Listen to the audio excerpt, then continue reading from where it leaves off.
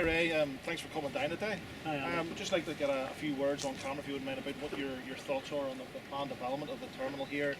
What has been promised to the local residents about what we can expect, what we can't expect, and maybe if you've a field of expertise you can comment on, it would be greatly appreciated. Yeah, Andy, I mean, I was involved with Locking Points from the last refurbishment. I was employed as Health, Safety and Environment Manager for AES, who owned the site, up to, so to LCC. The process as it is at the minute is pretty straightforward. You know, it's just oil storage. Yeah. What we're really looking at now is a completely different view, as opposed to having a product brought in, stored for emergency use only. You're now looking at this as turning into a day-to-day sort of terminal. So you would say then it's quite clear-cut case that it's not what it's currently being used for. It's a complete change of usage. I mean, it's obviously oil storage, but what we're doing from having the tanks filled and storage in place, with dispatch really from that being only in an emergency situation, you're really saying that day and daily we'll have product in, product out by road, product out potentially by sea. So yeah, it's a significant change. It's not a complete change, but it's a significant change from where we're at the minute. You've hit something there I want to pick up on, if you don't mind. You've mentioned that at the moment it's stored for emergencies and occasional traffic coming from it. They have put on paper at the moment that presently the site is experiencing 144 commercial vehicles a day. What are your thoughts on that? It's absolutely incorrect. I know from having my involvement in the management of the site that we had a handful of movements over the last 5-6 years, really essentially to prove to the Republic of Ireland government that we could dispatch vehicles with marked diesel.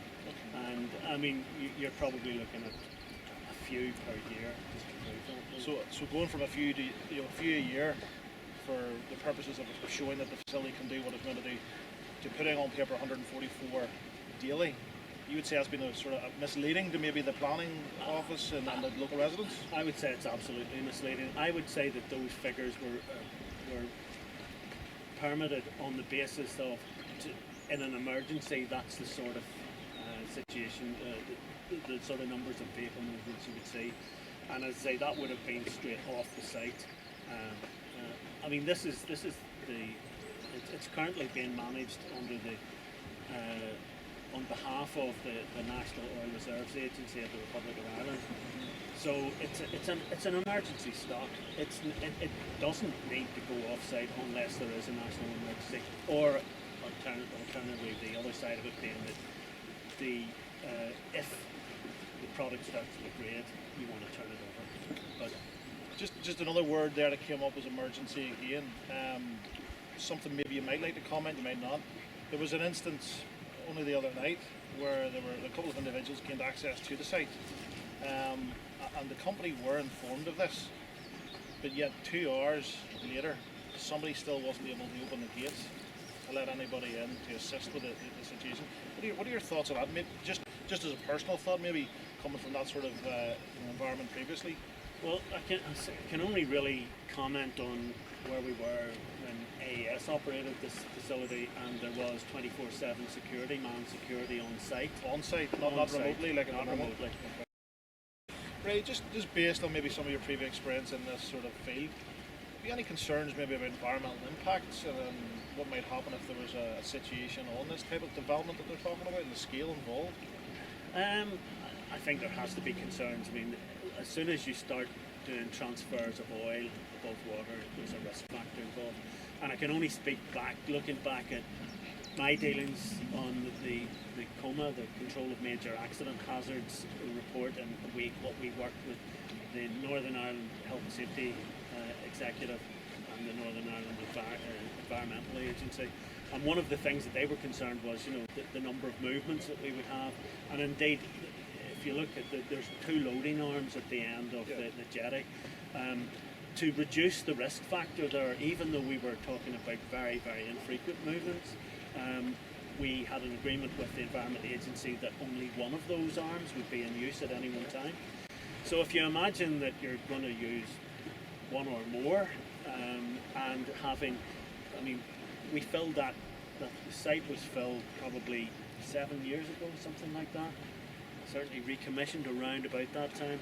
So that's the only movement. We had one movement there. If you're talking about almost daily movements, then the risk factor of a spill to the loch is it's starting to increase.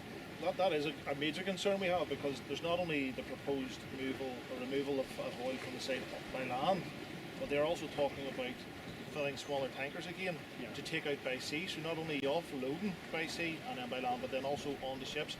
Will that greatly increase your? Would you think the chances of something? Absolutely. Every time you're doing a load unload procedure, and with the best will in the world, you can have dry bait couplings and things like this. There will be some seepage, but you're always dealing with, if you're looking at flexible hoses and things like this, there's always the potential for failure. Now, I mean, it depends again what fuel they're talking about handling up here. At the minute, the tanks contain gas oil. Gas oil, a major spill. I mean, it was all calculated out in the Tacoma submission to the competent authority, the Environment Agency and the Health and Safety Executive, and there's no doubt that there would be an increased risk every time you have those movements. So that your multiplication factor. But I mean, it's up to the Environment Agency to manage that risk, and I think it's something you have to accept. If you're transferring oil over water, there is a potential for pollution. If it's gas oil, as we're talking about at the minute, there's a reasonable argument to say that even a fairly major spill will break up fairly quickly.